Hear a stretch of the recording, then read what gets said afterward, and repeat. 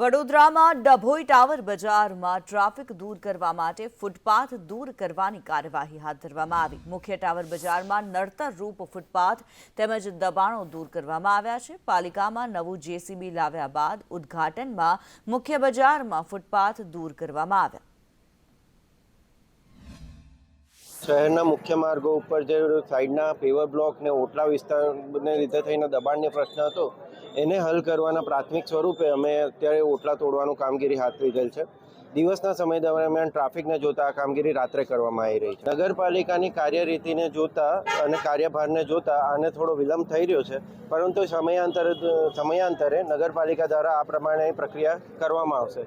આ સિવાય નગરમાં જેમના પણ ખોટા બાંધકામ લોકોએ કરેલા છે એ લોકોએ આ બાબતની તૈયારી રાખવાની તો જરૂર છે જ। જે લોકોએ પોતાના ગેરકાયદેસર બાંધકામોને લીગલાઇઝ કરવા માટે ઇમ્પેક્ટ કે એવા કોઈ કાયદાની રાહે લાભ લીધો નહીં હોય અને એ ગેરકાયદેસર જ રહેશે તો એના વિરુદ્ધ પણ કાર્યવાહી કરવાનું આયોજન છે।